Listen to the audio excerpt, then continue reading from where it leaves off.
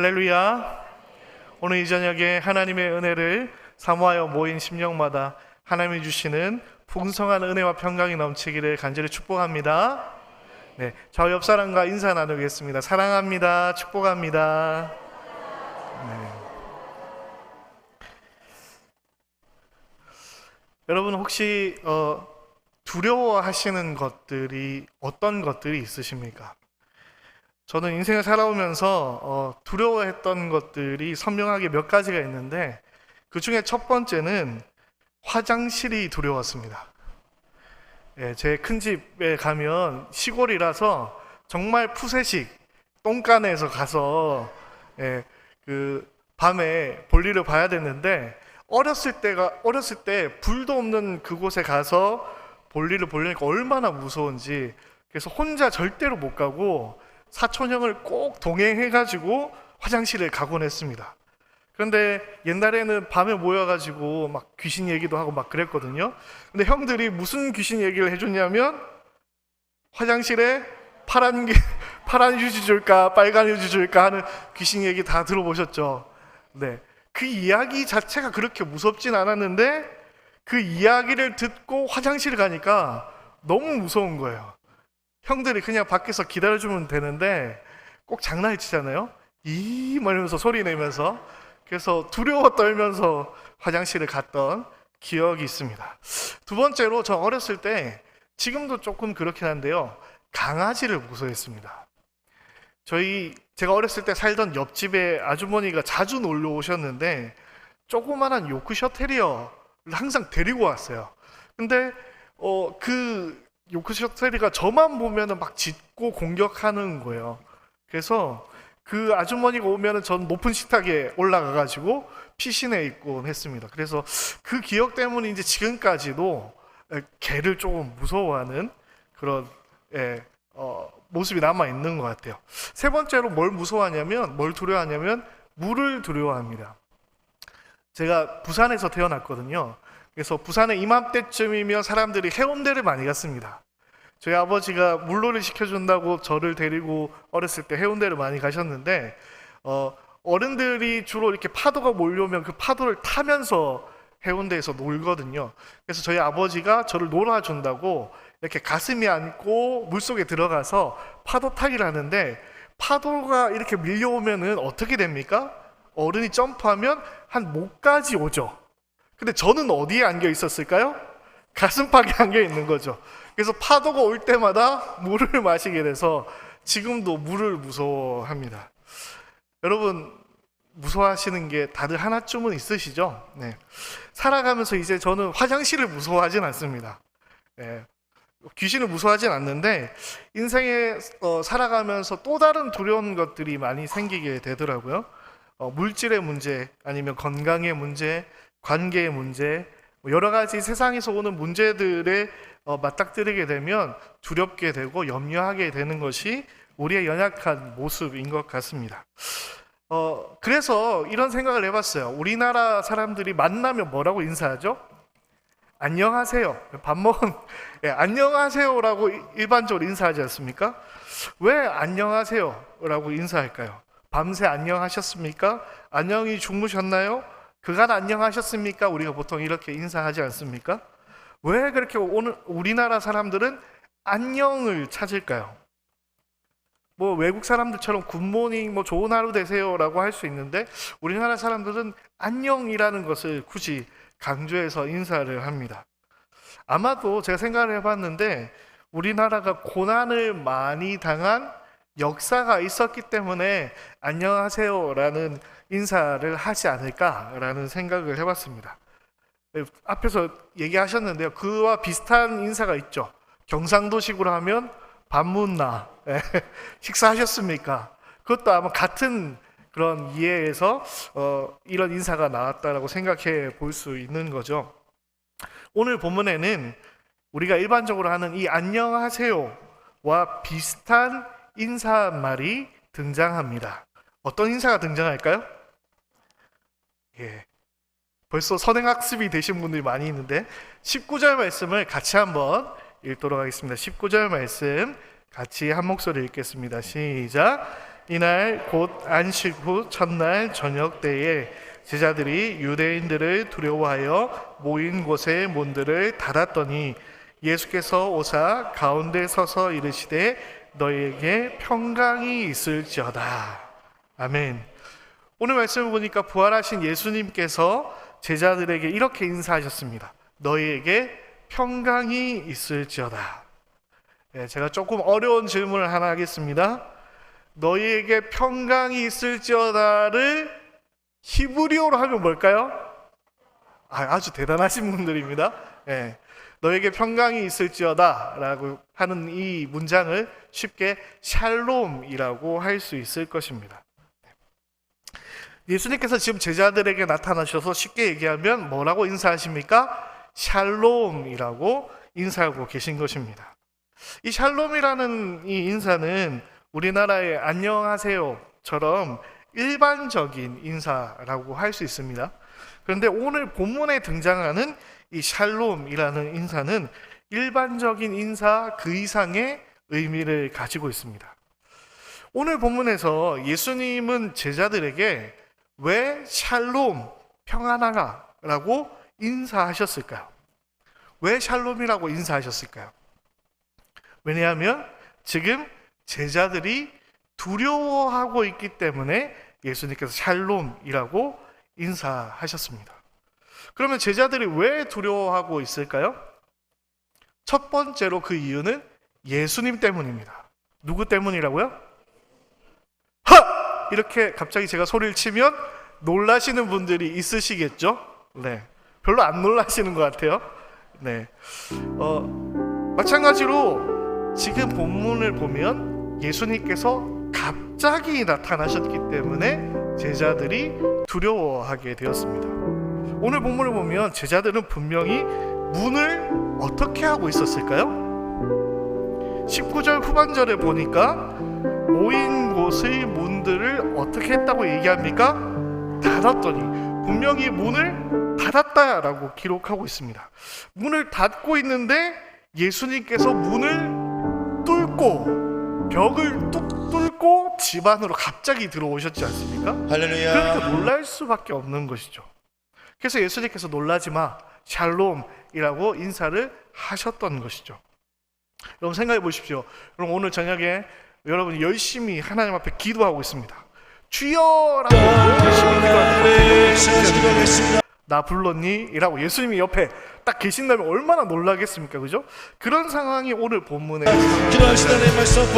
그래서 제자들은 예수님 때문에 놀라서 두려워하였고 그 두려워하는 제자들을 향해서 예수님은 샬롬, 평안하라 라고 인사를 하셨던 것입니다.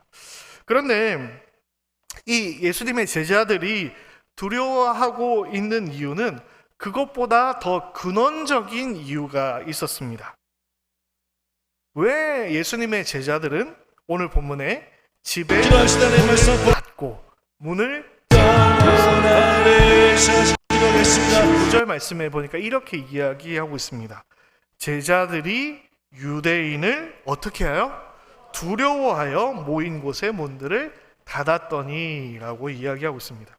지금 제자들은 두려워하고 있습니다. 특별히 무엇을 두려워하고 있습니까? 유대인들을 두려워하고 있습니다. 다른 말로 세상을 두려워하고 있습니다. 바로 앞장 요한복음 20장 초반의 내용을 보면 막달라 마리아가 예수님의 무덤에 돌이 옮겨진 것을 발견하게 됩니다. 그래서 베드로와 예수님이 사랑하시던 제자 요한을 의미하죠. 요한에게 달려가서 말을 전하게 됩니다. 그리고 베드로와 요한이 가서 보니까 무덤에 예수님의 시체가 없는 것이죠. 아마도 이들의 생각에는 아직 부활에 대해서는 꿈에도 생각 못했을 것이고, 그래서 누군가 시체를 훔쳐갔다라고 생각하게 되었을 것입니다. 아니면 적어도 이 제자들은 그렇게 생각하지 않을지 몰라도 세상 사람들의 눈에는 누군가가 시체를 훔쳐갔다라고 생각할 수밖에 없는 상황인 거죠. 그러면 이 시체를 훔쳐간 용의자로 누가 지목되게 될까요? 당연히 예수님의 제자들이 지목될 수밖에 없는 것이죠. 예수님은 지금 함께 계시지 않고 예수님의 시체를 훔쳐간 유력한 용의자가 된 제자들에게 앞으로 무슨 일이 일어날 것이라고 생각했을까요? 아마도 자신들도 예수님처럼 잡혀가서 십자가에 죽을지도 모른다라는 두려움에 휩싸였던 것이죠. 그래서 앞으로 어떻게 할 것인가 회의하기 위해서 제자들이 지금 모여서 문을 잠그고 있는 것입니다. 이렇게 예수님의 제자들은 지금 두려움 가운데 사로잡혀 있습니다. 그런 두려움 가운데 사로잡혀 있는 제자들에게 예수님이 오셔서 뭐라고 인사하셨다고요? 샬롬이라고 인사하셨던 것입니다. 그러면 오늘로 돌아와서 우리의 모습을 한번 돌아보도록 하겠습니다. 여러분의 상태는 어떻습니까? 여러분의 모습은 어떻습니까? 평안하십니까? 정말 평안한 삶을 보내고 계십니까? 아니면 오늘 본문에 등장하는 예수님의 제자들처럼 세상의 근심과 걱정에 둘러싸여서 두려워하고 계십니까? 그런 우리에게 오늘 예수님께서 찾아오셔서 무엇이라고 말씀하십니까? 샬롬이라고 말씀하신 줄 믿습니다. 저 옆 사람과 인사하겠습니다. 좀 귀엽게 인사하겠습니다. 샬롬 샬롬 인사하겠습니다. 네.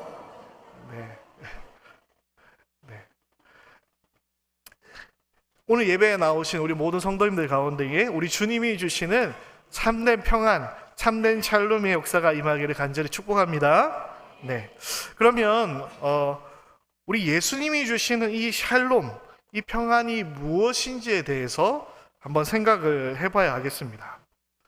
먼저 저의 얼굴 한번 유심히 한번 보십시오. 평안해 보입니까? 평안이 느껴지십니까? 아, 감사합니다. 좌우 옆 사람 한번 바라보십시오. 좌우 옆 사람의 얼굴에서 평안이 느껴지십니까? 샬롬이 막 느껴지십니까? 네. 여러분의 얼굴만 봐도 평안이 느껴지기를 간절히 축복합니다. 여러분, 그런데 우리 가운데 이 마음의 평안은 언제 주어질까요? 일반적으로 언제 여러분의 마음의 평안이 찾아오십니까? 여러 가지 이유가 있겠지만 첫 번째로 어떤 것이 있어야 되냐면 여유가 있어야 됩니다. 동의하십니까? 여유가 있어야 마음의 평안이 있습니다. 시간적인 여유, 물질적인 여유, 환경적인 여유가 있어야 평안이 찾아오는 것이지 않습니까? 예를 들면 이런 것이죠. 아침에 전쟁 같은 시간을 보내는 게 아니라 아침에 햇살이 딱 내리쬐서 느긋하게 자리에서 기지개를 피면서 일어납니다. 그리고 커피를 한 잔 딱 내려놓고 잔잔한 음악을 틀고 그리고 커튼을 딱 열었더니 밖에 제주도 바다가 쫙 펼쳐지는 거죠. 파도 소리가 들고 아니면 멋진 산이 있어가지고 바람 소리가 나고 새 소리가 막 들리는 겁니다. 그러면서 내렸던 커피를 이렇게 꺼내면서 한 잔을 딱 하면서 역시 커피는 맥심 뭐 이렇게 할 때에 여유가 있는 것이죠. 마음의 평안이 있는 것이죠. 그렇지 않습니까? 네. 그런데 실제 우리의 삶은 어떻습니까? 그런 경우가 잘 있습니까? 없습니까? 여러분은 어떤 하루를 보내고 계십니까? 전쟁 같은 하루를 보내고 계시지 않습니까? 여러분 아침에 햇살이 나를 깨웁니까? 알람 소리가 나를 깨웁니까? 알람 소리가 나를 깨우죠. 네. 일어나가지고 우리 주부분들은 애들 챙기고 아침 준비하고 우리 직장 다니시는 분들은 불이 나게 직장 출근 준비를 하느라 분주하게 하루를 시작하는 경우가 훨씬 많죠. 여유가 있습니까? 없습니까? 여유가 없습니다. 빨리빨리 해야 되는 삶을 우리는 살아가고 있습니다. 이런 사람들에게, 이런 우리에게 평안이 있기란 쉽지 않습니다. 그래서 사람들이 평안을 얻기 위해서 어떻게 할까요? 너무 여유가 없어서 평안을 누릴 수가 없습니다. 그래서 평안을 얻기 위해서 사람들이 어떻게 합니까? 사람들이 떠납니다. 옛날에 많은 직장인들의 심금을 울리는 광고 문구가 있었습니다. 열심히 일한 당신, 잘 알고 계시네요. 열심히 일한 당신 떠나라. 현대카드. 네. 사람들이 캠핑이나 여행을 가는 이유가 그런 것이지 않습니까? 세상을 좀 떠나서 마음의 여유를 가지고 싶어서 여행을 가거나 캠핑을 떠나는 것이죠. 이 세상의 고민들, 문제들을 잠시 잊어버리고 평안한 시간을 보내고 싶어서 사람들이 많이 떠나게 됩니다. 물론 그 중에 그러다가 점점 산속으로 깊이 들어가는 사람들도 있습니다. 기도원에 들어가거나 절에 들어가거나 수도원에 들어가거나, 어쨌든 우리가 이 바쁜 현대 사회에서 어떻게 해야 마음이 편해집니까? 세상을 떠나야 마음이 편해집니다. 불교의 용어로 얘기하자면 속세를 떠나야 마음이 편해지는 것이죠. 아니면 다른 방법으로 마음이 편해질 수도 있습니다. 어떻게 하면 마음이 편해질까요? 우리 앞에 있는 문제를 내려놓으면 마음의 평안이 찾아옵니다. 포기하면 마음이 편한 것이죠. 시험 기간이 되면 학생들은 마음이 정말 어렵고 힘듭니다. 육체적으로도 힘들고 마음적으로도 정신적으로도 너무나도 힘듭니다. 하지만 마음이 편한 사람이 있습니다. 시험 기간인데 마음이 편한 사람 누가 있을까요? 포기한 사람, 전교 꼴찌를 늘 항상 도맡아 하는 학생은 늘 항상 마음에 평안이 있습니다. 이미 성적을 포기했기 때문이죠. 그래서 무소유 같은 주제들이 이 세상에서 울려 퍼지게 되는 거죠. 무소유하면 열심히 돈 벌지 않아도 괜찮지 않습니까? 여러분, 애 키우는 거 힘들잖아요. 자녀들 키우는 거 참 힘들잖아요. 포기하면 마음이 편합니다. 학원비 버는 거 참 힘들잖아요. 학원 안 보내면 마음이 평안합니다. 여러분, 이렇게 우리가 세상에서 떠나거나 문제를 내려놓거나 하면 마음의 평안이 찾아옵니다. 여러분, 떠나시고 내려놓으시기를 바랍니다. 아멘을 아무도 안 하시네요. 네, 역시 예리하십니다. 이러한 평안, 이런 떠남으로 인해서, 내려놓음으로 인해서 얻게 되는 이 평안은 커다란 문제가 있습니다. 무엇이 문제입니까? 문제가 해결되지 않았기 때문입니다. 잠깐 피해 있으면, 잠깐 숨어 있으면, 잠깐 떠나 있으면, 아니면 포기하고 있으면 잠깐 평안할 수는 있습니다. 그러나 곧 그 평안은 어떻게 됩니까? 깨어지게 되는 것이죠. 여러분, 연휴나 휴가를 한번 생각해 보십시오. 주일에 쉬시지 않습니까? 주일이 지나면 어떤 날이 기다리고 있습니까? 월요일이 기다리고 있죠. 방학이 끝나면 개학이 기다리고 있습니다. 우리 한종호 목사님 휴가 때를 기다렸던 표정이 아직도 기억나는데요. 휴가를 기다리고 휴가를 가실 때 한종호 목사님 표정이 아주 밝으셨는데 지금은 어떠신지 모르겠습니다. 저는 아직 휴가가 남아 있습니다. 네. 그래서 하고 싶은 이야기가 무엇이냐? 이 세상에도 평안이 있을 수 있습니다. 그런데 이 세상이 주는 평안은 참된 샬롬의 평화가 아니라는 것입니다. 아주 잠시 잠깐의 평안이 있을 수 있지만 그 문제를 해결하고 주어지는 참된 평안은 이 세상에 없기 때문입니다. 그러나 우리 예수님이 주시는 이 샬롬, 이 평안은 세상의 평안과는 차원이 다른 줄 믿습니다. 할렐루야. 이런 찬양이 있지 않습니까? 평안을 너에게 주노라. 세상이 줄 수 없는, 세상이 알 수도 없는 평안, 평안, 평안, 평안을 내게 주노라. 할렐루야. 요한복음 14장 27절 말씀을 같이 한번 읽어볼까요? 요한복음 14장 27절 말씀을 같이 한번 읽겠습니다. 시작. 평안을 너희에게 끼치노니 곧 나의 평안을 너희에게 주노라. 내가 너희에게 주는 것은 세상이 주는 것 같이 아니하니라. 너희는 마음에 근심도 말고 두려워하지도 말라. 할렐루야. 이 평안이 예수님께서 우리 가운데 주시는 참된 평안인 줄 믿습니다. 사전에 의하면 이 샬롬이라는 것은 이것을 의미합니다. 조금 어려울 수 있는데요. 샬롬의 기본 개념은 본래 사람들 사이의 관계나 태도를 의미하는 것이 아니라 상태, 즉 평화의 때, 평화의 상태를 의미합니다.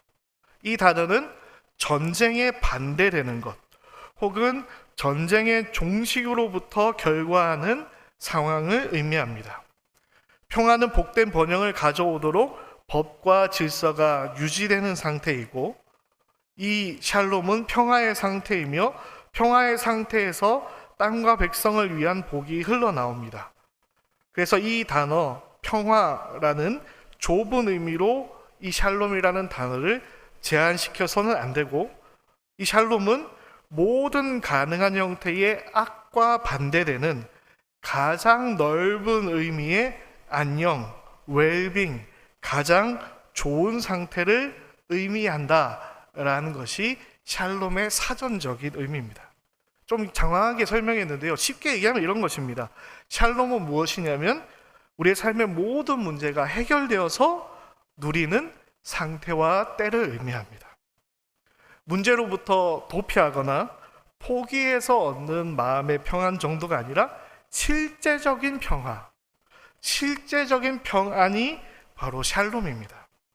모든 문제가 완전히 해결되어지고 그로 말미암아서 하나님 안에서 복된 상태를 누리는 것이 샬롬입니다. 그러한 샬롬이 우리 모든 성도님들에게 있기를 간절히 축복합니다. 좀 더 구체적으로 샬롬을 설명해 보도록 하겠습니다. 이 샬롬을 잘 설명해 주는, 샬롬과 가장 가까운 단어는 안식입니다. 샬롬과 가장 가까이 있는 단어가 무엇이라고요? 안식. 네. 하나님께서는 세상을 창조하시고 제7일에 무엇 하셨습니까? 안식하셨습니다. 그러면 하나님께서 안식하신 이유는 무엇일까요? 창세기 1장 31절에는 이렇게 이야기하고 있습니다. 하나님이 그 지으신 모든 것을 보시니 보시기에 심히 좋았더라. 보시기에 심히 좋아서 안식하셨습니다. 2장 1절부터 3절까지 계속해서 읽도록 하겠습니다. 천지와 만물이 다 이루어지느라, 다 이루었기 때문에 안식하셨습니다. 하나님이 그가 하시던 일을 일곱째 날에 마치시니 그가 하시던 모든 일을 그치고 일곱째 날에 안식하시니라. 하나님께서 그 일곱째 날을 복되게 하사 거룩하게 하셨으니 이는 하나님이 그 창조하시며 만드시던 모든 일을 마치시고 그날에 안식하셨음이니라. 아멘. 샬롬은 무엇이냐면 쉽게 이야기해서 안식을 완전히 누리는 상태입니다. 샬롬은 하나님이 보시기에 좋을 만큼 다 이루시고 이를 다 마치심으로 인하여서 주어진 복과 거룩의 상태가 바로 안식이고 샬롬입니다. 여러분에게 이러한 안식이 있어야 되는 줄 믿습니다. 그런데 이 창조 때 이루어졌던 안식, 이 창조의 샬롬이 깨어지게 되죠. 무엇 때문에 깨어지게 되었습니까? 인간이 죄를 범했기 때문에 이 샬롬, 이 안식이 깨어지게 되는 것이죠. 인간은 죄로 인해서 더 이상 이 창조로 말미암아 주어졌던 샬롬을 누리지 못합니다. 왜냐하면 하나님이 다 이루심으로 인해 주어졌던 샬롬이었기 때문에 죄로 인해서 하나님을 잃어버린 인간은 더 이상 샬롬을 누릴 수가 없는 것이죠. 그리고 샬롬을 잃어버린 인간들에게 찾아온 것이 있는데 그것이 바로 두려움과 불안이었습니다. 죄를 범한 아담과 하와는 하나님을 두려워하여 피해 숨었습니다. 죄를 범한 가인은 죄의 벌을 두려워해서 다른 사람들에게 해를 입을까 하여 에녹성을 지었습니다. 샬롬이 깨어진 죄인들에게 찾아오는 것은 두려움과 불안입니다. 이런 두려움과 불안 가운데 있는 우리에게 참된 안식, 참된 샬롬은 그래서 언제 주어질 수 있을까요? 바로 죄의 문제를 해결할 수 있을 때, 죄의 문제가 해결되어질 때에만 샬롬을 누릴 수 있는 것입니다. 이 일을 위해서 누가 이 땅에 오셨습니까? 예수님께서 이 땅에 오셨던 것이죠. 우리의 죄의 문제를 해결하시고 우리에게 샬롬을 회복하시기 위하여서 예수님께서 이 땅에 오셨고 십자가에 죽으셨습니다. 그리고 십자가에 달려 돌아가시는 예수님께서 마지막으로 무엇이라고 이야기하셨을까요? 요한복음 19장 30절에 다 이루었다 라고 말씀하셨습니다. 마치 창세기에 하나님께서 모든 일을 다 마치셨듯이 예수님께서 다 이루었다 라고 말씀하신 것이죠. 이제 구원을 다 이루신 예수님께서, 우리의 죄의 문제를 다 해결하신 예수님께서, 죄와 사망의 권세를 모두 물리신 예수님께서, 예수님을 믿는 오늘 본문의 제자들에게 무엇을 주십니까? 샬롬을 가져다 주시고 있습니다. 요한복음 16장 33절 말씀을 같이 한번 또 읽도록 하겠습니다. 시작. 이것을 너희에게 이름은 너희로 내 안에서 평안을 누리게 하려 함이라. 세상에서는 너희가 환난을 당하나 담대하라. 내가 세상을 이기었노라 하시니라. 아멘. 세상에서 환난을 당해서 두려워하고 있는 자들에게 예수님께서 찾아오셔서 말씀하십니다. 내가 너희가 두려워하는 세상을 완전히 이기었노라. 너희에게 샬롬을 주기 위해서 내가 세상을 이기었노라. 너희에게 평강이 있을지어다. 할렐루야. 그래서 이 샬롬은 세상의 평안과는, 세상이 주는 평안과는 차원이 다른 것입니다. 오늘 본문에서 제자들이 이 세상을 두려워했던 이 두려움을 피하기 위해서 했던 방법이 무엇입니까? 모인 곳에 문을 닫는 것이었습니다. 다르게 얘기하면 문제를 피해 있는 것이었습니다. 그렇게 마음의 안정을 찾으려고 했지만, 그러나 예수님이 주시는 샬롬은 무엇입니까? 우리가 두려워하는 모든 문제들을 다 이기시고 다 이루심으로 말미암아서 우리 가운데 샬롬을 주시는 것입니다. 그렇기 때문에 예수님과 함께하는 자는, 참된 샬롬을 소유한 자는 이제 더 이상 문제를 두려워할 필요도, 세상을 두려워할 필요도 없는 것입니다. 할렐루야. 너무나도 복된 소식이지 않습니까? 이제 더 이상 세상의 근심과 걱정이 여러분을 두렵게 할 수 없습니다. 왜냐하면 평강의 왕이신 우리 예수님께서 우리 가운데 샬롬을 주시기 때문입니다. 이미 다 이루신 예수님께서 우리에게 샬롬을 주시는 줄 믿습니다. 할렐루야. 그런데 오늘 예수님께서 우리에게, 또 제자들에게 이 샬롬을 주시면서 이렇게 말씀하십니다. 오늘 본문 21절 말씀을 제가 읽겠습니다. 예수께서 또 이르시되 너희에게 평강이 있을지어다. 아버지께서 나를 보내신 것 같이 나도 너희를 보내노라. 아멘. 우리에게 주어진 이 샬롬의 능력은 우리가 세상 밖으로 나아갈 수 있게 만들어줍니다. 예수님이 주시는 샬롬은 어떤 것입니까? 세상을 떠나야만 누리는 것이 아닙니다. 문제를 떠나야만 누릴 수 있는 것이 아니라 세상 속에서도, 문제 속에서도, 고난 속에서도, 환난 중에도 누리는 샬롬인 줄 믿습니다. 그래서 이 샬롬을 소유한 자들은 세상을 피해 도망치는 것이 아니라 오히려 세상 속으로 나아갈 수 있는 것이고, 그 샬롬을 소유한 제자들을 예수님께서는 세상으로 파송하고 계시는 것입니다. 세상 속으로 나아가는 우리 청천교회 모든 성도님들 되시기를 간절히 축복합니다. 예수님이 우리 가운데 주신 샬롬은 능력이 있습니다. 여러분, 우리가 교회에서 기도할 때만 평안하고 교회에서 예배 드릴 때만 샬롬이라면 우리는 기도만 하고 예배만 드려야 할 것입니다.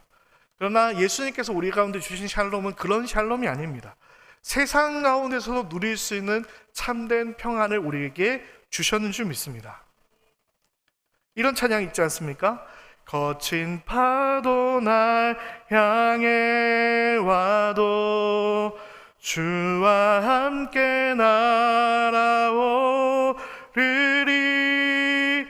폭풍 가운데 나의 영혼 잠잠하게 주를 보리라. 할렐루야. 다 이루신 주님이, 승리하신 주님이 언제나 우리와 함께 하시기 때문에 우리는 폭풍 속에서도 샬롬인 줄 믿습니다. 거친 파도가 나를 향해서 와도 샬롬인 줄 믿습니다. 환난이 몰려와도 샬롬인 줄 믿습니다. 고난 중에도 샬롬인 줄 믿습니다. 세상은 우리 가운데 그러한 샬롬을 줄 수 없지만 우리 예수님이 주시는 샬롬은 그런 능력이 있는 샬롬인 줄 믿습니다. 오늘 예수님께서 우리에게 말씀하십니다. 다시 한번 같은 얘기인데요. 너희에게 평강이 있을지어다. 할렐루야. 그래서 이후에 이 샬롬을 주시는 예수님을 만난 제자들은 그들의 삶이 변화되게 됩니다.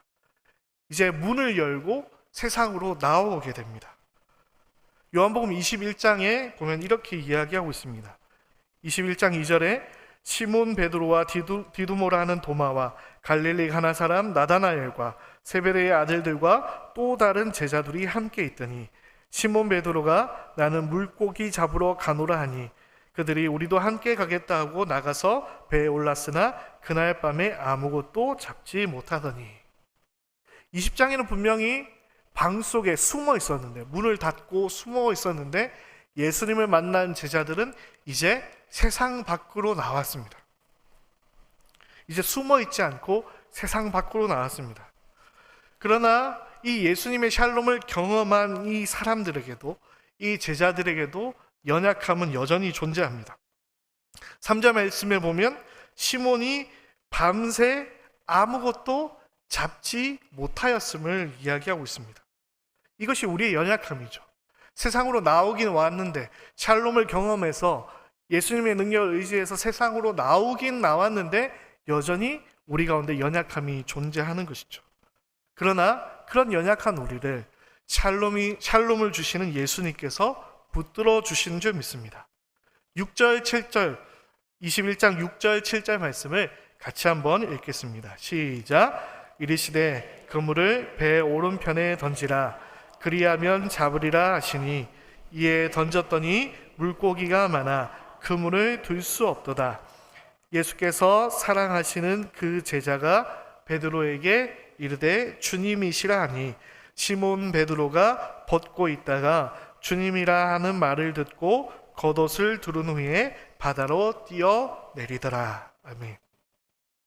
여러분, 요한복음 20장과 요한복음 21장의 분위기의 차이가 느껴지십니까? 20장의 제자들은 지금 두려움과 걱정에 사로잡혀 있었습니다. 그런데 21장의 제자들은 이제 두려움과 걱정이 사라지게 되었습니다. 이제 그들에게 무엇만 남았냐면 주님을 향한 사모함만이 남아 있습니다. 무엇이 남아 있다고요? 사모함만이 남아 있습니다.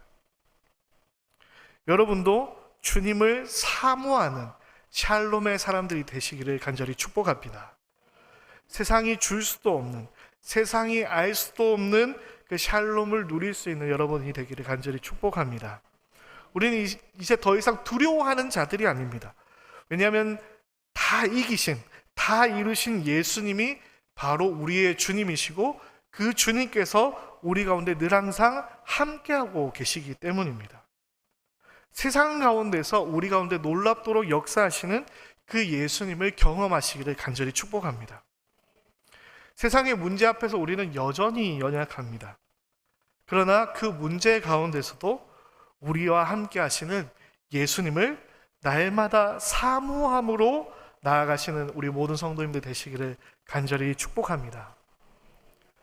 밤새 그물을 던져도 고기를 잡을 수 없었던 베드로에게 예수님이 함께 하셨습니다.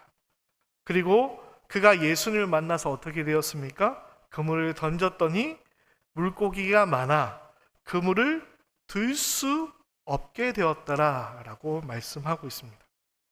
우리의 문제를 뛰어넘어서 승리하게 하시는 우리 주님께 오늘 본문의 베드로처럼 달려나가시는 우리 모든 성도님들 되시기를 간절히 축복합니다.